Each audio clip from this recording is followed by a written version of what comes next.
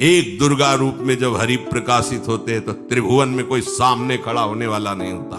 मां भवानी जिस समय अपने स्वरूप में आती, किसी की ताकत नहीं है। ये शुंभ निशुंभ इतने बलवान दैत्य थे, त्रिभुवन में कोई इनका बाल बांका भी नहीं कर सकता। स्मरण किया समस्त देवताओं ने तो भगवान से ही शक्ति का प्रादुर्भाव हुआ। इतना सुंदर रूप मां भगवती का।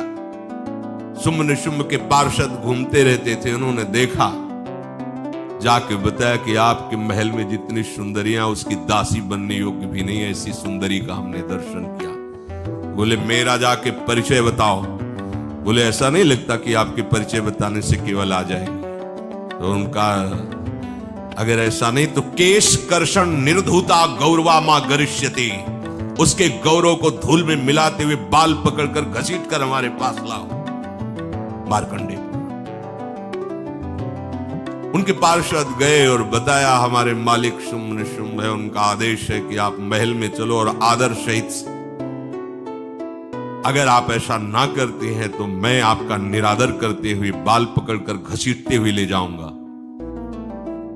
देवी जी ने मुस्कुरा दिया और कहा अपने मालिक से कह दो जाकर के कि हम उसी की आज्ञा पालन करती है जो हम पर युद्ध में विजय प्राप्त करे। वो जाके बोले हाँ वो तो मतवाले, त्रिभुवन में कोई जोड़ ही नहीं था।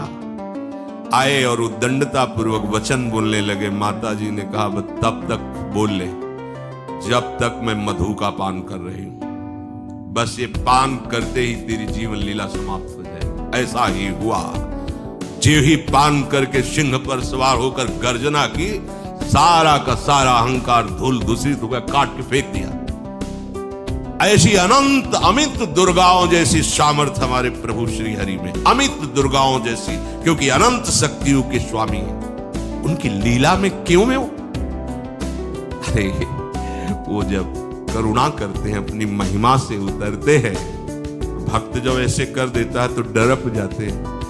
माधवदास बाबा ने कहा नहीं चलना तुम्हें ब्रज में, हम तुम्हारी कहां तक सेवा देखेंगे, तुम्हें बाल भोग राजभोग। बाबा जी हैं, कभी मिला कभी यहीं रहो। वो बाबा आपके बिना नहीं रह सकते। दोबारा बोल नहीं पाए जगन्नाथ। ये सुन करके हृदय बलिहार होता है। ओ ऐसे सामर्थ्यशाली प्रभु अपने भक्त के प्रेम प्रणय पर भी कितना डरते हैं।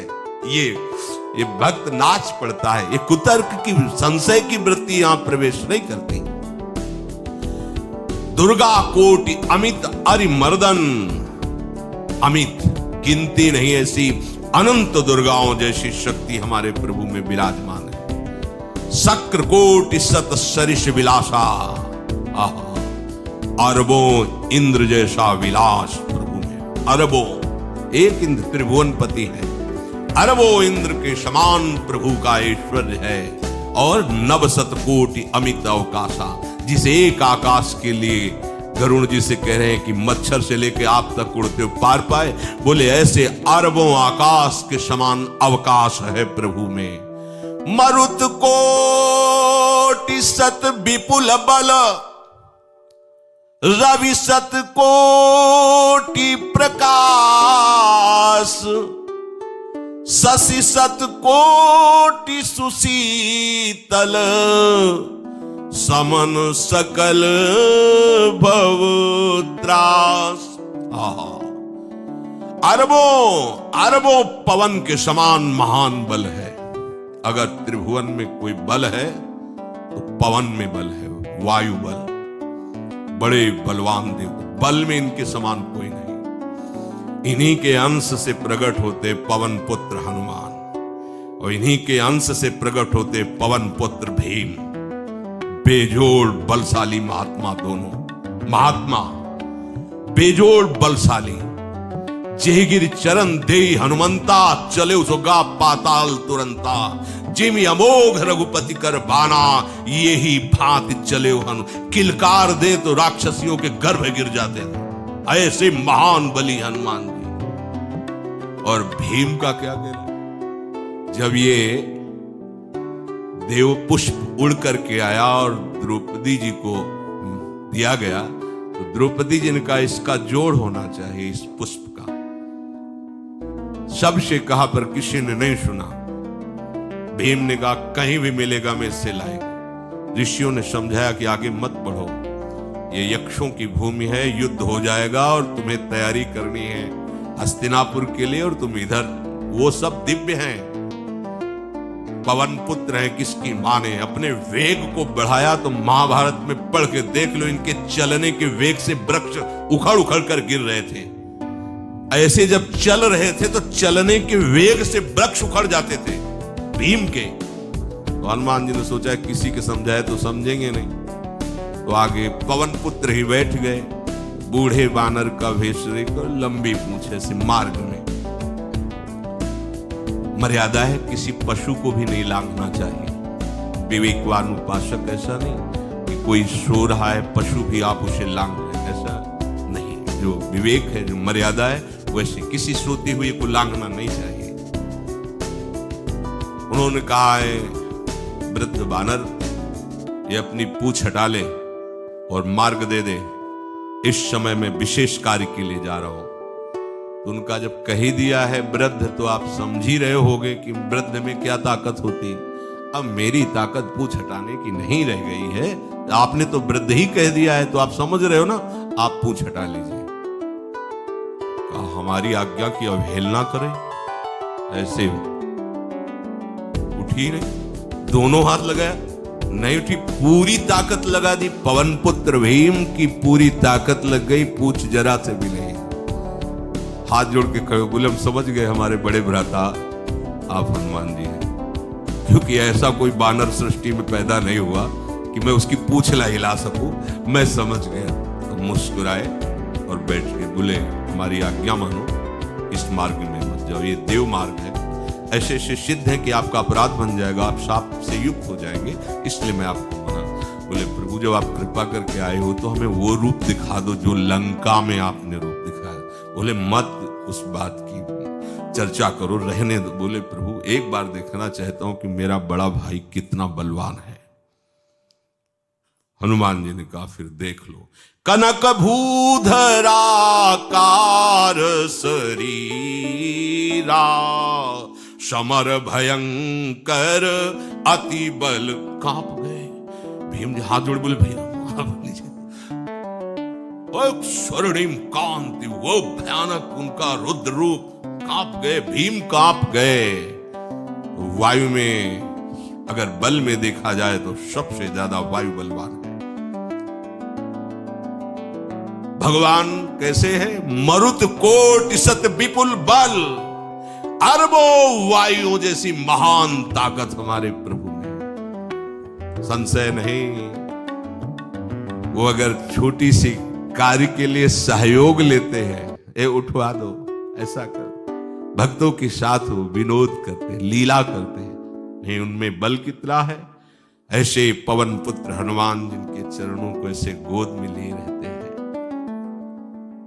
एक उपनिषद में चरित्र आता है कि असुरों पर विजय प्राप्त करने के कारण देवताओं को गर्व हो गया और सभा में नृत्य गान चल रहा था। भगवान जब किसी पे गर्व करते हुए देखते हैं तो उनको अच्छा नहीं लगता। फिर सृष्टि के विधान के प्रधान अधिकारी जब देवतागण और देवराज इंद्र और उन्मत्तता, विजयश्री में उन्मत्तता आ जाती है, तो भगवान ने एक यक्ष का रूप धारण किया और सभा के प्रधान द्वार पर दिखाई दिए।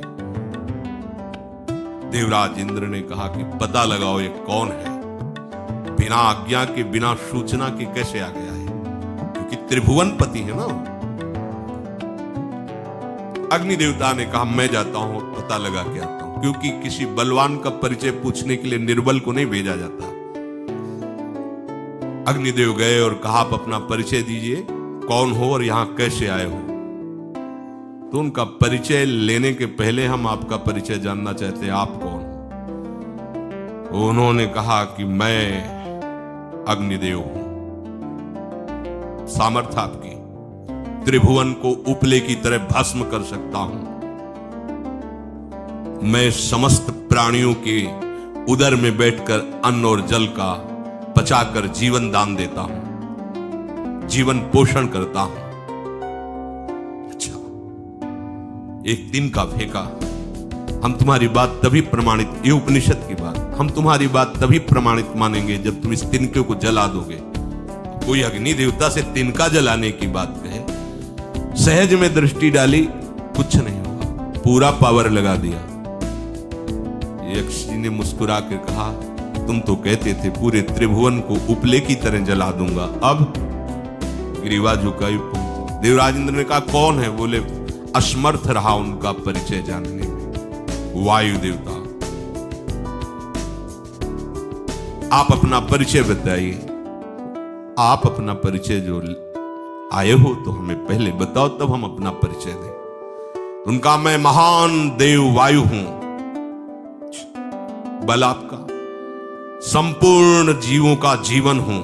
अगर मैं रुक जाऊं तो एक भी क्षण सृष्टि टिक नहीं सकती, क्योंकि सब वायु से जीवित है, और मैं पूरे ब्रह्मांडों को तिनके से उड़ा सकता हूं। ये तिनका है, उड़ाओ। पूरी ताकत लगा दी वायु देवता ने, तिनका ने, ग्रीवा झुकाई, वापस चले गए। अब देवराज इंद्र उठे, जे हुए नजदीक पहुंचे, यक्ष अंतर्धान हो गए और देखा साक्षात ब्रह्म विद्या दूर से मूर्तिमान ब्रह्म, और डांट लगाई कि तुम उनसे संभाषण करने योग्य भी नहीं हो, क्योंकि तुम सबसे बड़े सिंहासन पर बैठे हो और अहंकार करते हो। तुम्हारे देवता सब सामर्थ्यहीन है, एक तिनका भी अग्नि नहीं जला सका, एक तिनका भी वायु नहीं उड़ा सका। अरे जिनकी शक्ति से शक्तिमान वो भगवान स्वयं आए हुए थे, कांप गए थे। अहंकार मत करो, जाओ, भगवान के बल से तुम विजयी हुए, देवताओं के बल से नहीं। देवताओं में जो शक्ति है वो उन्हीं के अंश से आई हुई है। अरबों वायु के समान महान बलशाली हमारे श्री हरि